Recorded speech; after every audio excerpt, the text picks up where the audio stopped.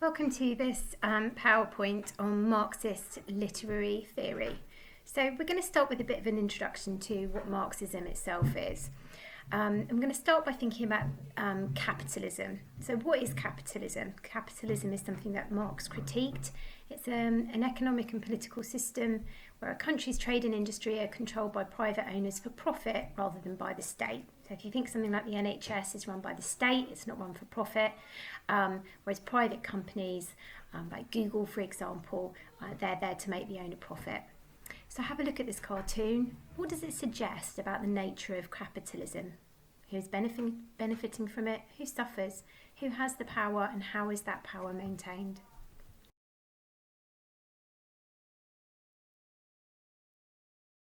So as you are watching and listening to this PowerPoint, I'd like you to note down all of these key terms, and as we are working through, I'd like you to get down definitions of these key terms. When you've done that, I want you to use them to make revision cards so that you can test yourself on this terminology.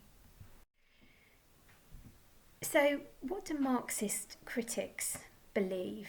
Well, they believe that, just as Marx believed that all of history was about class struggle, they only see text and literature in terms of the economic conditions in which they are produced. So Marxists believe that the economic base, also known as the base infrastructure, is kind of underpinning absolutely everything else. So the economic base is how money is made, it is how working class people sell their labour to the bourgeoisie, the owners, and how money is made and spent. So they think that's the basis for everything. And they think that things like literature, culture, television, theatre, education, everything else is part of the superstructure. And what they believe is that the superstructure is there just to maintain the economic system that we live in. It reinforces it. It's there to convince us that the system that we live in is actually fair and equitable. And of course, Marx believed that society was completely unfair to the workers. The people that work, working classes who receive a wage but don't get the profit, they don't benefit from their hard work. It's the privileged bosses that do, the Richard Bransons, if you like. So what is to stop workers rising up and having a revolution against the bourgeoisie? There's more of them after all. Well, Marx believed that working class people weren't just kept down by being oppressed because they had less money or less power. He also believed the ruling classes seek to kind of brainwash people into believing that the unfairness in society, the fact that some people are very rich and some are very poor, it's just inevitable. It's how it's always going to be. It's how it's meant to be. He also believes that they try to convince working class people that they're going to be compensated by other events or offer distractions to help them. So if you look at this Calvin and Hobbes cartoon, it's a very famous quotation from Marx. He said that the religion was the opiate of the masses, opiate being a drug. And what he meant by that was religion used to be used as a way to convince working class people, yes, life isn't very fair, but the good news is when you die, you'll get to go to heaven and everything will be fair there. It was a way of kind of reinforcing this idea that, this life's not fair, but never mind, you'll get a crack of the whip in the next life. And the little sort of joke there is that television has gone on to be another way of distracting people from actually facing the reality of the unfairness of their life. So things like television, things like the internet, it's all a way of preventing us from confronting the reality of capitalism. And in sort of more modern Western society, lots of Marxists believe that consumerism is now the most important dominant ideology, the most important idea that keeps the working classes, the proletariat down and stops them from fighting back against capitalism and the unfairness in capitalism. And what consumerism is the kind of belief that things, that possessions, the acquisition of material possessions is the root of happiness. If you've just got that new iPhone or you've got that designer pair of trainers, you're going to be happy. It's a distraction for people. And the ruling class kind of persuade people to buy into this myth of capitalism. You know, capitalism's great, you can buy all this really, really cool stuff. And this is supported by conspicuous consumerism, which is consumerism that's made really, really visible to you. So think about influencers on YouTube trying to promote certain products. Think about kind of flashy footballers or rap stars kind of flashing their money and their expensive cars and expensive watches. It's all a kind of distraction from making us confront the realities and the unfairness of the real world. So does this mean then that Marxists think that literature is just another kind of form of propaganda, another way of keeping the working classes down?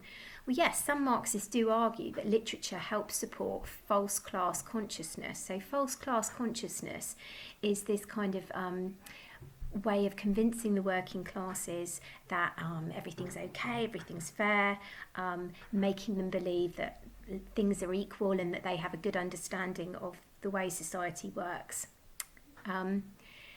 And literature is a way of sort of supporting that and stopping them from understanding the truth about how they're being exploited. So think about two examples. In kind of feudal times, before industrialisation, one of the most popular kind of myths and tales was King Arthur. And you could argue, a Marxist would argue, that the tales of King Arthur are all about supporting and underpinning that kind of feudal society with the king at the top and then the nobility and then the serfs or the peasants at the bottom. You know, it reinforces the idea that this is a good system because it presents this kind of mythical, powerful, magical king who's wise and kind and protects the servants and the serfs underneath him. It's kind of reinforcing that. Or look at these kind of if we think about sort of superhero comics during the Second World War, and the way characters like Superman and Captain America were used as a way of advocating for the kind of Allied side, fighting against the evil Nazis. So yes, literature can be used just as a form of propaganda to try and convince us that we live in the perfect society. Again, it can be a little bit more complicated than that. So literature, Marxists believe, isn't just about kind of reinforcing ideas of that idealise capitalism. It's also just reflecting the values of the society that it's writing about. So for example, if we look at something like Jane Austen's Pride and Prejudice, the opening line is, "It's a truth universally acknowledged that a single man in possession of a good fortune must be in want of a wife." So this opening sentence establishes the centrality of an advantageous marriage, which is a really important social norm in Regent's England. You should marry well, you should marry money, marriage is a kind of economic transaction, if you like, rather than a love match. Now, Jane Austen's not presenting that in an uncritical way. She's not necessarily reinforcing that idea and saying she thinks it's a good one. She's just reflecting society how it is in quite a kind of humorous, satirical way even. So it's not necessarily propaganda, it's just showing the economic realities of life. So later critics, when they're looking through a kind of Marxist lens, are just analysing how it portrays class. So if you look at the bullet points here, these are some of the things that you might want to think about in a text and how these things are portrayed, how money is portrayed, how class is portrayed. So if you think about a text like Harry Potter, for example, if we were going to look at it through a Marxist lens, some of the questions we might ask are, who has the money and the power in the society that's being portrayed here? We might look at the way the wizarding class are a kind of class above the muggles, who are kind of disparaged and looked down on. We might ask questions about living and working conditions for the working class, the kind of proletariat characters. So think about poor Dobby and the house elves and the way that they're treated.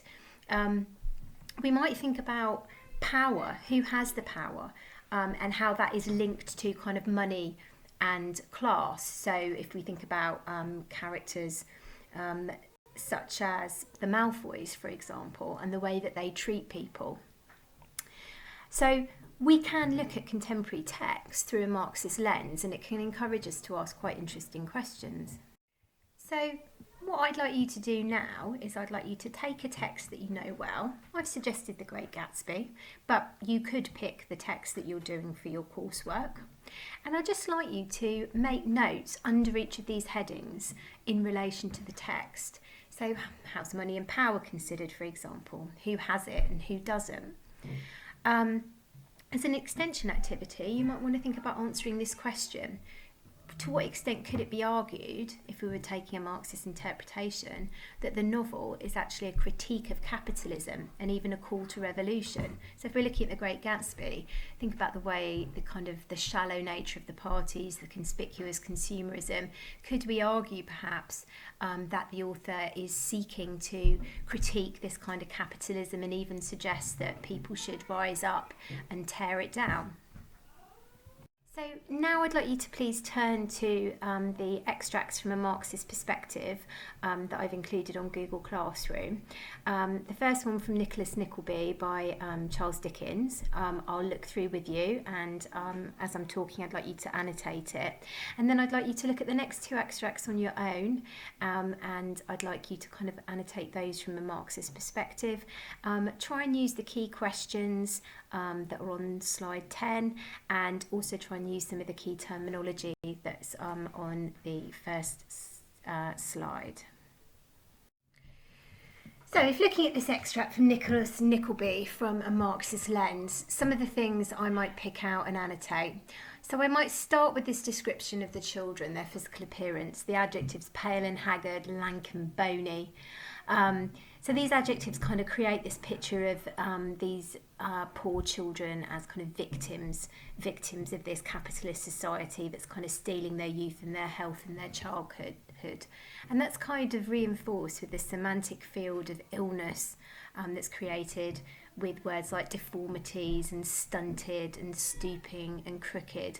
So it's really kind of reinforcing this idea that capitalism is subjecting the working classes, the proletariat, to this kind of unnecessary physical suffering and oppression. And then as we sort of move down, when it talks about the young lives from the earliest dawn of infancy have been one horrible endurance of cruelty and neglect. So it's this idea of the inevitability of the suffering under capitalism, even in infanthood, even in childhood, this kind of oppression and cruelty and inequality and poverty is just inevitable.